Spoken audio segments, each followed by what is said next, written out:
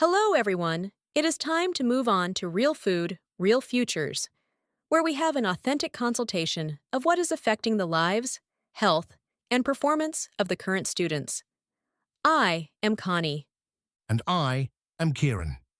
Today, we are diving into a topic that affects almost every student: college living, commuting, full-time work, or a combination of all three.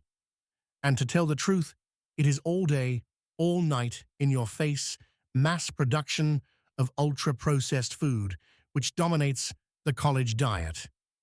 Right. Picture this.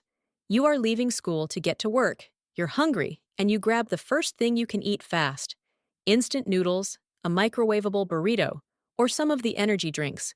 It is quick, it is low, and it gets you along. But here's the problem. Research is showing that such easy solutions are gradually killing the health and performance of the students. And the more distant we look, the better. This is not an issue of a petty kind. This is a disaster on the campus. First things first, what exactly are ultra-processed foods? Let us break it down. Ultra-processed food, also known as UPFs, are types of foodstuffs containing more than 50% of industrial additives, artificial coloring, preserving agents, flavorings, refined sugar, chemical substances, which are hardly pronounceable. In other words, food engineered to last months on a shelf. These foods do not only exist in vending machines. They make up the majority of meals in the dining halls, snacks in shops on campus, grab-and-go foods at night, and even in campus food pantries as donations. Actually, a study by Gosh and Muley conducted to determine UPF's levels among college students in 2025 was able to establish that these are consumed to a very high extent, and that these effects are experienced on all things, including body composition, that body's basic functions like digestion and menstrual cycles. It is not just that junk food will put you to sleep. The very physical impact it has on young adults, on their concentration levels, on their energy, on their mood, on their metabolism, on everything that school-going kids apply day in and day out. Now let's talk about academics, which is very appalling in this respect. College students are expected to perform at high levels, be intensive readers, with continuous assignments, exams, laboratories, projects, etc. You need to possess good mental ability. In 2024, a review of dozens of large studies in the BMJ concluded UPFs are strongly linked with cognitive decline, poor mental health, and health outcomes. And this directly transpires into academic issues. The students who rely on UPFs report feeling fatigued, having brain fog, not being able to focus, and their energy levels varying. You cannot learn when you have a drop of glucose every 2 hours. And keep in mind, it is not individual, but structural. The culture in which students are eating out, literally being built on campuses. This brings us to a really important point. The burden isn't equal. Low-income students are the worst victims. Keat et al. Studied the food environment in different universities and found insecurity is widespread, and students who lack access to a kitchen or money use whatever the university provides at a low price. Those foods? Mostly ultra-processed. Exactly. At the same time, those students who are more wealthy can afford to buy groceries, demand healthier meals, or even consume fresh food off campus. And we saw this play out in a really concrete way when we talked with staff at Paul Ann Pantry on our own campus.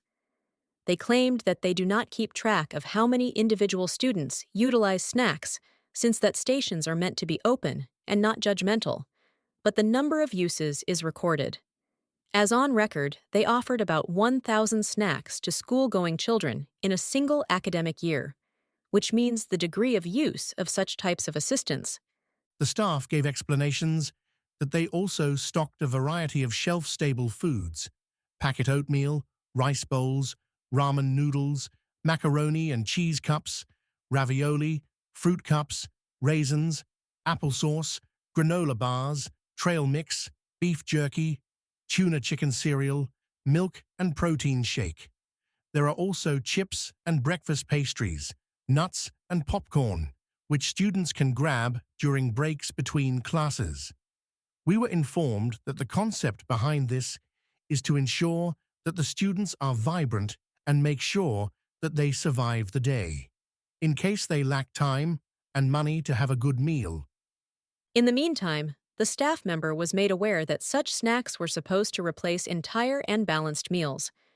They comply with USDA food safety policy, collaborate with the Central Texas Food Bank, and train student employees about safe food handling, so the system is doing as well as it can within the limits of what is donated and will safely be placed on a shelf nevertheless, since most of what is able to satisfy those needs is also able to be kept at room temperature. Food insecure students still eat significantly more ultra-processed food than otherwise. Then, it is not only the ultra-processed foods are unhealthy, they expand existing injustices. The reality is that it is the already financially disadvantaged students who most often are patrons of snack bars and pantries, and the latter, which is no fault of the employees, is programmed to deliver conveniently packaged, not fresh, or minimally processed food. We should also talk about mental health, since UPFs play a bigger role in people than the majority of people are aware of. Absolutely. Another study by Ozturk and Uzdil determined a significantly greater mental distress and significantly lower quality of life among high UPFs consumers in college students.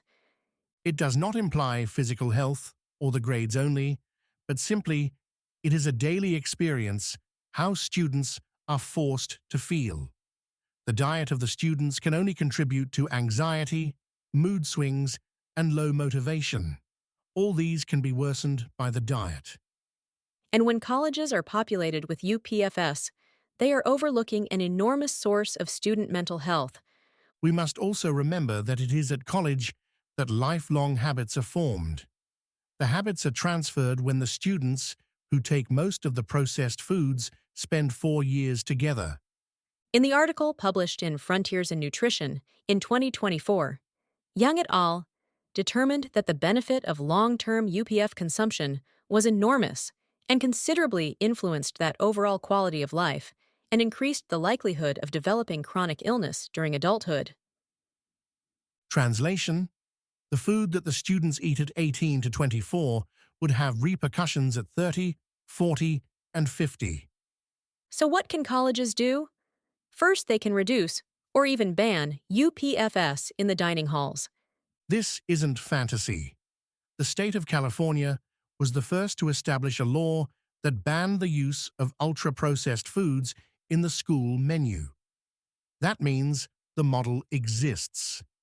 In case the schools in K to 12 levels can afford such standards, there is no doubt that colleges, with their bigger budgets and resource base, can do the same. Second, colleges can form partnerships with local farmers.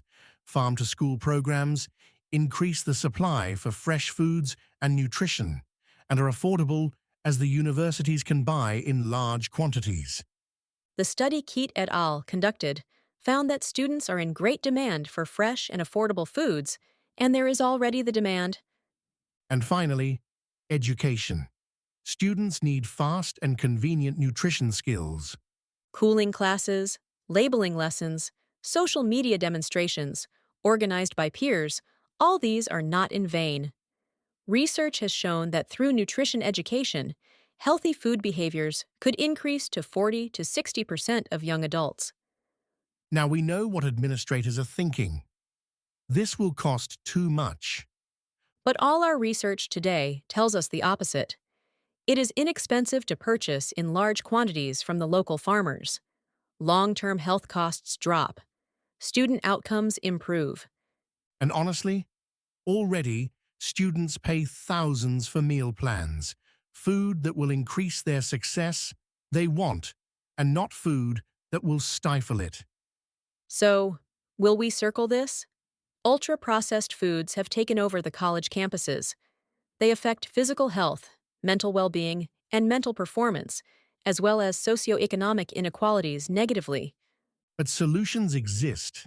and they're realistic. Here's what needs to happen. Check dining halls and remove the worst UPFS. Establish farm to school connections in half a year. Bring more refresh foods and whole foods. Train students using the existing nutrition programs. Cooperate with campus food resources like Paulan Pantry to slowly switch over the donations and snack stations products into less processed food so that students who have the great reliance on the pantry could also have the chance to have well-nourishing, brain-giving food, just like other students. Implement at the board level policies that favor healthy campus food. We have the research. We have the models. We have the tools. Now colleges need the will. Students deserve food, real nourishment, real futures. Thanks for tuning in to Real Food, Real Futures. Take care of yourselves and each other. We'll see you next time. Hello, my name is Bland too.